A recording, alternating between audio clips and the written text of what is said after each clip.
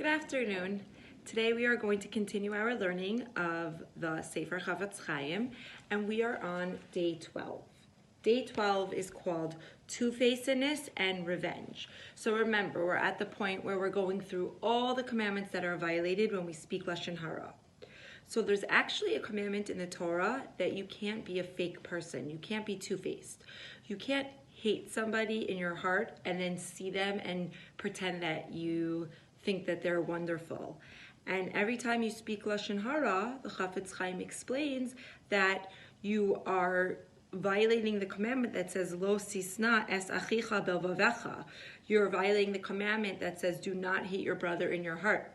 Now the Chafetz Chaim asks, what about some cases where you kind of need to be two-faced? Like in the case of a boss. There are people who dislike their boss. I know it's a shock. And you can't necessarily show your boss that.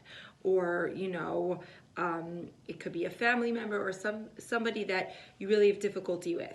So in that case, the Chafetz Chaim says that there is a concept called toeles for a purpose where you can unburden your feelings that you feel about that person to somebody else, but there are laws that have to be followed when you do that, when you do toeles, which I keep saying we are going to get to later in the book. But the Chafetz Chaim says sometimes when you unburden your heart to someone, it lessens your hatred of the person because you get it off your chest. But again, that doesn't mean you can unburden yourself to 100 people. It means you pick one person. It means that you preface it by saying, I'm only doing this for toeles, for a purpose, to get this off my chest. And there's a few other factors, but in some cases you can do that. You can speak to someone if it's going to help you. The Chafetz Chaim also says that when we speak Lashon Hara, we're violating the commandment that says, Lo selech rachiel, do not go as a peddler of gossip, right? We had mentioned this earlier, but when you speak Lashon Hara, you're basically peddling around gossip from person to person. And that is a commandment that is violated when we speak Lashon Hara. So he said that it's even worse when you speak Lashon Hara and then you say to the person, don't tell him that you heard it from me. Because he said that you're even almost like admitting your two-facedness, because you're saying, don't tell, I'm telling you this Lashon Hara, I'm telling you about this person, and pretend like you never heard it from me. So we're really being fake, and the Torah does not want us to be fake people. It wants us to be real, sincere, honest people. Now there are two other Torah prohibitions the Chafetz Chaim says that can be violated when you're speaking Lashon Hara. He said a lot of times when people are speaking Lashon Hara, they're doing it because they're upset at somebody for something that they did to them. You hate a person because, let's say, they refuse to do you a favor, and then when you speak Lashon Hara, you're violating the commandment of revenge. Sometimes we're speaking about someone because we want to get back at them, and our tool to get back at them is to at least tarnish their name or make people see that they're not as good as they thought they were. And that would be violating the commandment of actually holding a grudge and of having revenge.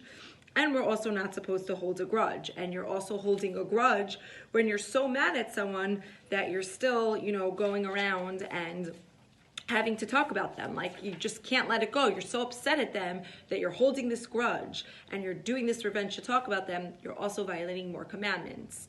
Now, the Chafetz Chaim points something out here, which is that whenever, based on all these commandments that we see that we're violating, we basically should put two and two together, which is that when someone's bashing someone to you, you should be kind of smart and be able to say, usually people are coming because they're upset about something, and maybe this person isn't as bad as they're describing. There's probably some sort of motive here. So he says that we should be aware that when people talk Lashon Hara, it's usually fueled by anger and a desire for revenge.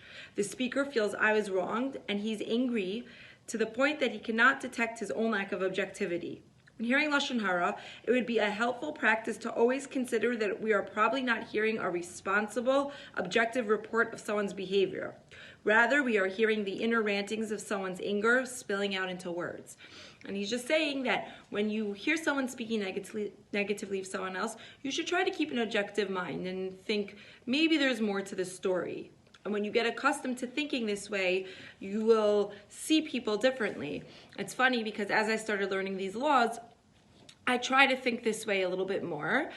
that when I hear a story, I think, well, maybe she did this to that person because she didn't realize, maybe it was a mistake. And I notice that if someone's speaking to me Lashon Hara and I try to give them that fuller picture, they get really upset and they'll say, no, that's not why she did it. She did it because she's obnoxious. And I realize that unless you make yourself in the habit of starting to think about people in a more objective manner, and when you hear things about people, to say, okay, I'm sure this speaker is not crazy, they're not making it up out of nowhere, but there might be more to the story. It will just help you see people in a more objective way. And as we just learned, there's so many things that come from why people say what they're saying. And to realize that when people are bashing one another, there's usually some sort of objective involved. It's not usually completely just this objective, true word. And I think that's something that we do. A lot of times we'll hear bad things about someone and we think like that's the truth of the truth of the truth. And things are more gray than that. It's not that black and white, and it's important to have that perspective so that way you don't think badly of everyone that you hear negatively about. We will continue next time, and our learning should be in the schus of a refuah shalema for everybody who is sick in Klal Yisrael, and in the merit that we should see a speedy recovery and cure to this COVID-19.